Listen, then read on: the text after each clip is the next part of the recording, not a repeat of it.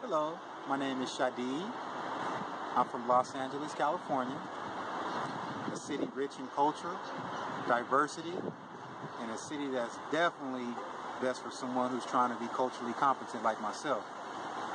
Graduated from Santa Monica High School. I also graduated from the University of Phoenix. Halo orang-orang baik, terima kasih sudah klik video ini. Selamat datang lagi di channel The Purbas. Apa kabar kalian hari ini? Semoga kalian semua dalam keadaan sehat walafiat ya. Pekerjaan dan segala urusan senantiasa mendapat kemudahan dari Yang Maha Kuasa. Kalau ada di antara kalian yang saat ini sedang terbaring sakit, saya doakan semoga lekas sembuh dan bisa beraktivitas kembali. Minggu lalu, saya pernah membawakan kisah kasus 12 pelajar asal Cina yang menuntut ilmu di sebuah sekolah internasional di Amerika Serikat. Namun karena sikap dan perbuatan mereka yang tidak patut, 3 di antaranya berakhir mendekam di penjara.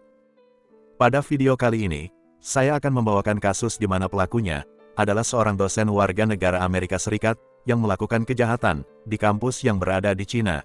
Begini ceritanya. Chen Xijin, lahir pada tahun 1998 di kota Changzhou, Provinsi Hebei, Cina. Dia dikenal sebagai gadis yang baik hati dan bersahabat. Xijin juga tumbuh di keluarga yang harmonis. Pada tahun 2018, Xijin menerima surat penerimaan untuk kuliah di Ningbo University of Technology, yang mengharuskannya untuk pindah sejauh lebih dari 1000 km ke selatan, dari kampung halamannya di Hebei, ke kota Ningbo yang berada di Provinsi Zhejiang. Xijin tidak menemui kendala berarti menjalani studinya, mudah bergaul dan memiliki banyak teman. Dia unggul dalam hal akademik bahkan menerima beberapa beasiswa. Dari luar, Xijin terlihat sangat menikmati masa-masa kuliahnya. Namun sayang, memasuki tahun terakhir kuliah, tragedi pun terjadi, di mana hidupnya berakhir secara mengenaskan.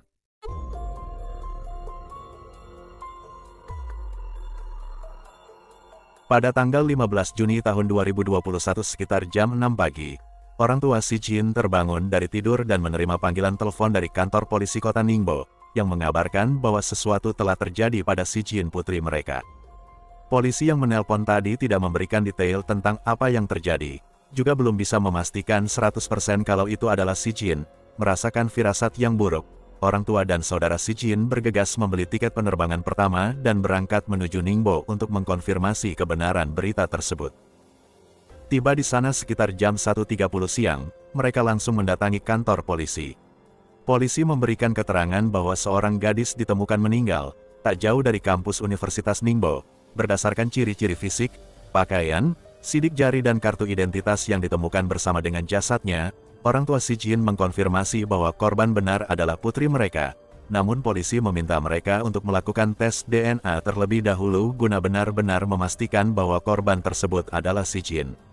Tes DNA pun dilakukan, dan pastinya hasil tes tersebut akan keluar sekitar seminggu atau 2 minggu kemudian. Keluarga Chen tidak bisa menahan diri menunggu hasil tes keluar. Mereka mendesak polisi untuk bisa melihat jasad korban secara langsung. Awalnya, polisi tidak memberikan izin, alasannya karena kondisi korban sangat mengenaskan, dan polisi tidak yakin apakah keluarga Chen sanggup menyaksikan Xijin dengan pemandangan sedemikian rupa. Sang ibu terus mendesak, hingga akhirnya polisi mengalah dan menyibak selimut yang menutupi bagian wajah hingga bahu jasad korban. Benar saja, orang tua dan saudara Xijin sangat syok menyaksikan kondisi gadis 23 tahun itu. Ada begitu banyak luka di bagian leher dan wajah yang nyaris hancur akibat puluhan tikaman, sampai-sampai wajah Xijin tak bisa dikenali lagi. Sementara sayatan di bagian leher, meninggalkan luka menganga yang sangat lebar. Ketika selimut itu akan dibuka hingga ke bagian bawah, polisi langsung menahan mereka dan meyakinkan bahwa kondisinya benar-benar buruk. Polisi sangat tidak menyarankan keluarga Chen untuk melihatnya. Apa yang telah terjadi? Selama ini mereka menganggap bahwa Xijin kuliah dan hidup baik-baik saja di Ningbo. Ada masalah apa dan siapa orang yang bisa melakukan perbuatan sekejam itu? Polisi lalu memberitahu keluarga Chen bahwa mereka telah menangkap pelakunya, dan dugaan kuat sementara, Xijin dibunuh karena motif perselisihan asmara. Nama pelaku adalah Sadit, warga negara Amerika Serikat yang beberapa tahun terakhir menjadi kekasih Xijin, dan kebetulan juga adalah dosen di Universitas Ningbo. Keluarga Chen terkejut, selama ini Xijin tidak pernah bercerita kalau dia menjalin hubungan dengan siapapun. apalagi dengan seorang pria warga negara asing. Mereka sama sekali tidak kenal dengan pria yang memiliki nama lengkap Sadid Abdul Matin ini.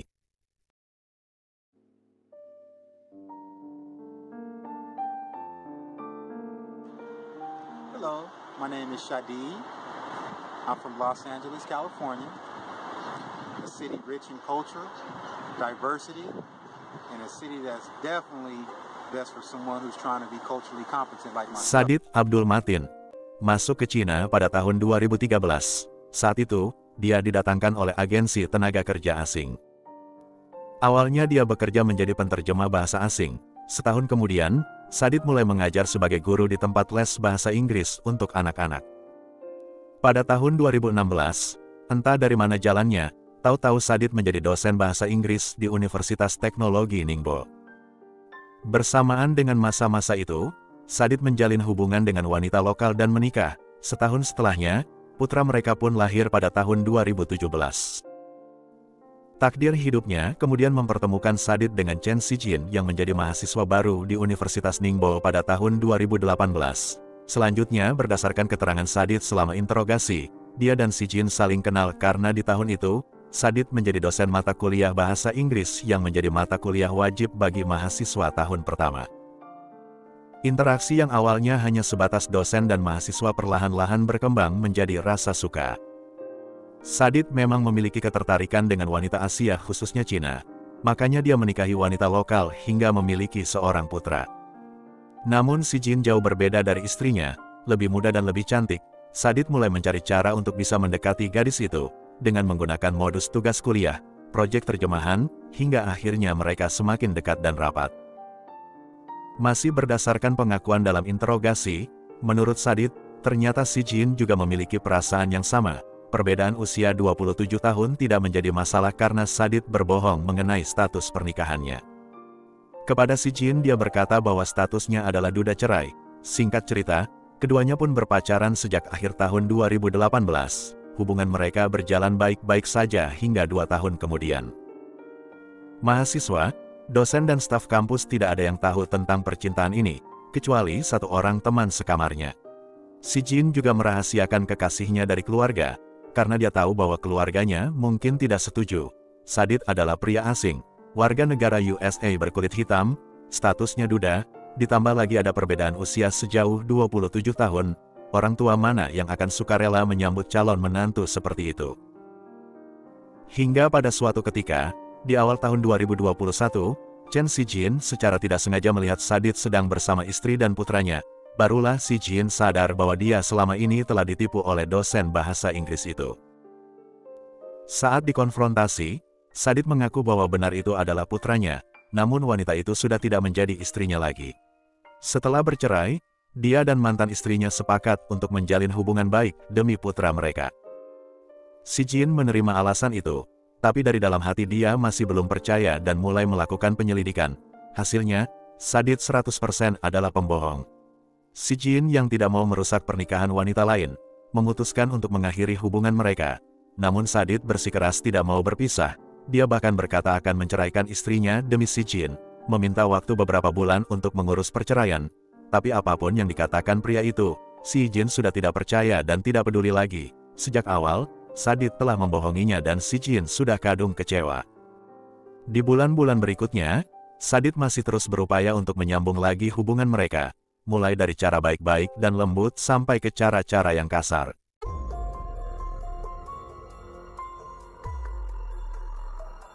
Pada tanggal 14 Juni tahun 2021, Sadid menghubungi Xijin dan mengajak bertemu di salah satu halte bis di luar asrama kampus.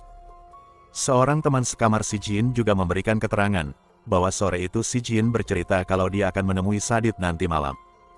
Satu-satunya tujuan Xijin setuju untuk bertemu adalah, untuk mengakhiri semuanya secara baik-baik.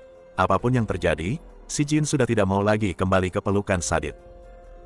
Malam harinya, sesuai janji, Sadid dan Xijin bertemu di halte bis yang berada di Jalan Siji, distrik Yinzhou.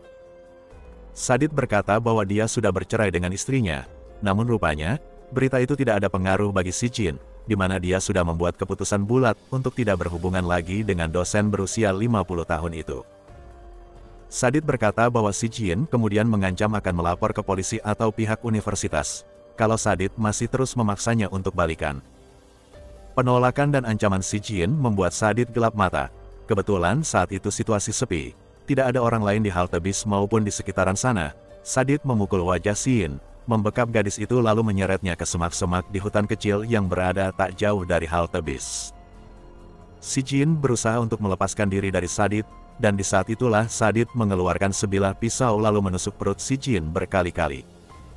Belum puas melampiaskan amarahnya, Sadit selanjutnya memperkaos Si Jin. Setelahnya, entah karena dorongan emosi atau dia memang berniat untuk menyembunyikan kejahatannya, Sadit lalu menikam Si Jin hingga puluhan kali, mulai dari perut, dada, leher hingga wajah.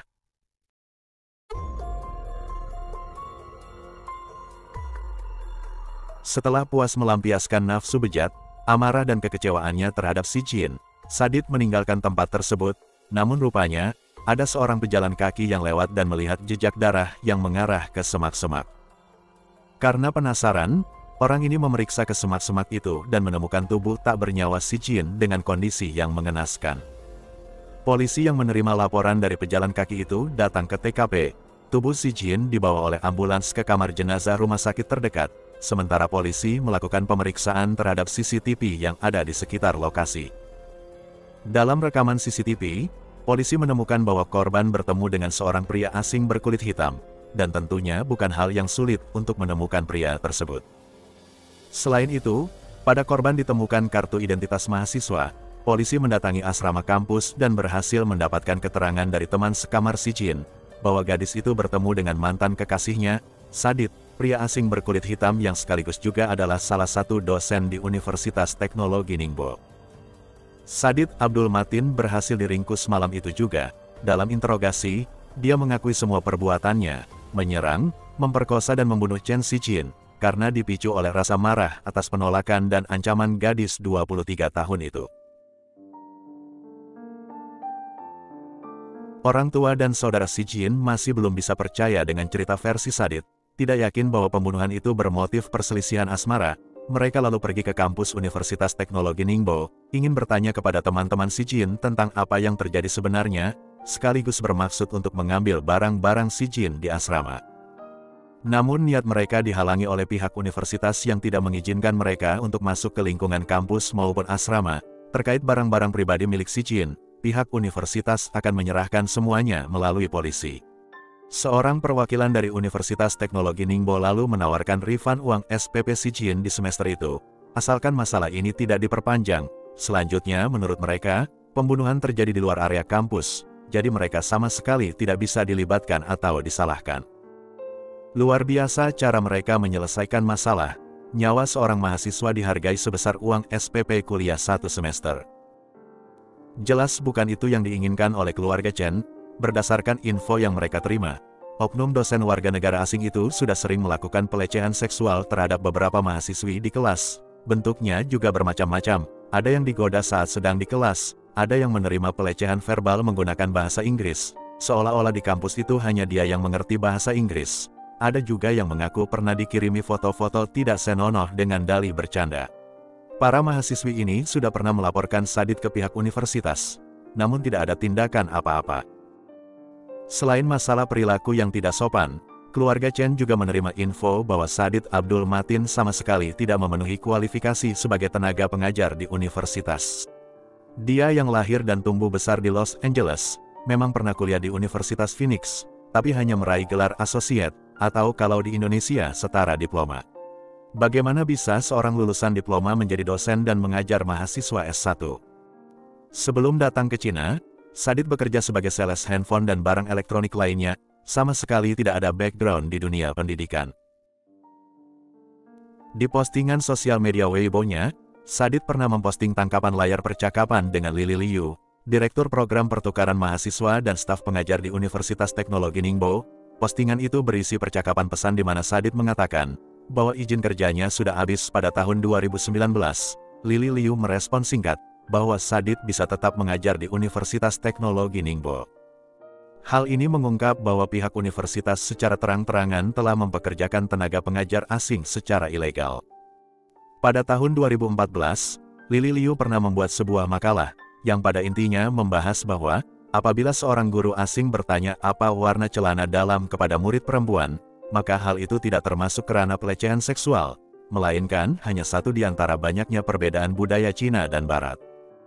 Diduga postingan ini dibuat untuk membela Sadid yang pada tahun itu bekerja sebagai guru les bahasa Inggris untuk anak-anak. Kemungkinan besar juga si Lily Liu inilah yang membukakan pintu bagi Sadid sampai bisa menjadi dosen di Universitas Teknologi Ningbo, semata-mata karena dia bisa bahasa Inggris, tanpa mempedulikan latar belakang pendidikan maupun pengalaman kerja Sadid yang tidak memadai. Terkait makalah tersebut, seorang mahasiswa ilmu politik pernah menanyakan perspektif dosennya atas pernyataan Lily Liu dalam makalah itu. Sebagai respon, dosen itu malah melontarkan kalimat keras serta makian. "Itu bukan urusanmu. Otakmu sakit dan cara berpikirmu sempit."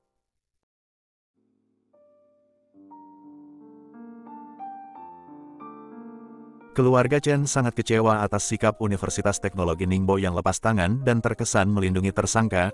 Mereka lalu membuat postingan di sosial media Weibo, supaya orang-orang tahu bahwa ada kejadian pembunuhan terhadap mahasiswa yang dilakukan oleh dosen warga negara asing yang bahkan tidak memiliki izin kerja. Ajaibnya, sehari kemudian postingan itu hilang dengan sendirinya, dan akun media sosial kakak perempuan Si Chin dibatasi. 2 hari kemudian, keluarga Chen melakukan aksi protes di depan pintu masuk universitas. Beberapa mahasiswa dan warga juga ikut dalam aksi tersebut sebagai bentuk solidaritas.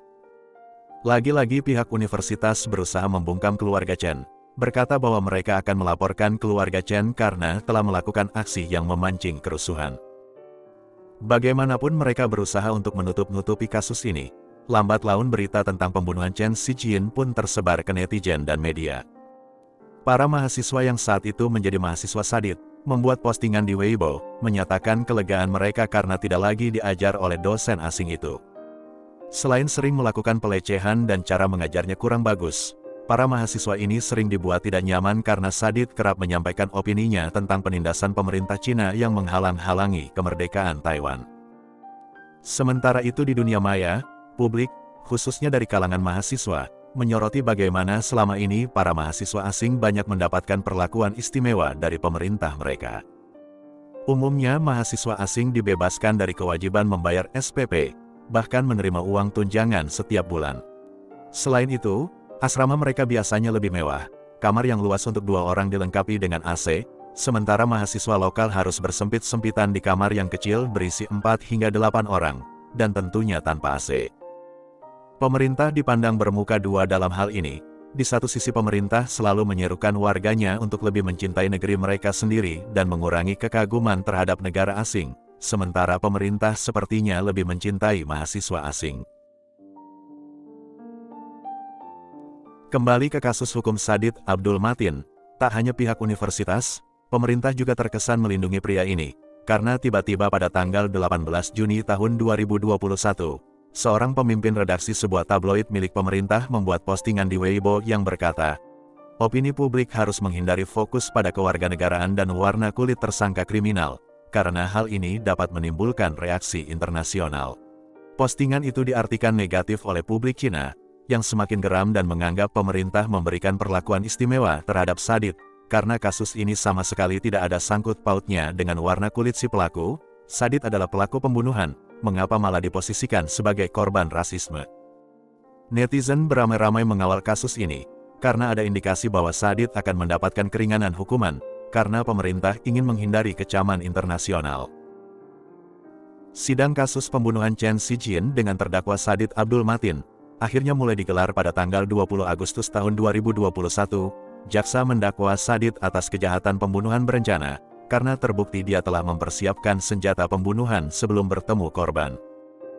Pada tanggal 21 April tahun 2022, Pengadilan Menengah Rakyat Ningbo memutuskan bahwa Sadid Abdul Matin bersalah atas pembunuhan yang disengaja dan direncanakan dengan motif balas dendam. Hakim menjatuhkan vonis hukuman mati. Menanggapi vonis tersebut, Sadid melakukan banding, mengklaim bahwa hak-haknya sebagai warga negara asing telah dilanggar selama proses pengadilan di tingkat menengah. 3 bulan kemudian, pada tanggal 29 Juli tahun 2022, Pengadilan Tinggi Provinsi Zhejiang menolak bandingnya dan menguatkan vonis pertama, karena terbukti bahwa hak-hak Sadid telah dipenuhi dan dilindungi, 2 pengacara ditunjuk untuk menjadi pembelanya. Seorang penterjemah dan seorang perwakilan dari Kedutaan Besar Amerika Serikat juga turut hadir di dalam persidangan. Hingga sekarang, tidak ditemukan berita atau publikasi apapun terkait eksekusi hukuman mati Said Abdul Matin. Andai dia adalah warga negara Cina, eksekusinya mungkin sudah dilaksanakan dalam kurun waktu 1 hingga 2 tahun setelah menerima vonis. Namun karena dia warga negara asing, biasanya eksekusi memakan waktu lebih lama. Itulah tadi kisah nyata kasus kriminal kita hari ini. Semoga ada hikmah yang bisa kita petik dari kejadian tersebut. Coba sampaikan pendapat kalian mengenai kasus ini di kolom komentar. Terima kasih sudah menonton video ini hingga selesai. Jaga kesehatan selalu, dan sampai jumpa lagi di kisah nyata kasus kriminal berikutnya, dari channel The Purbas.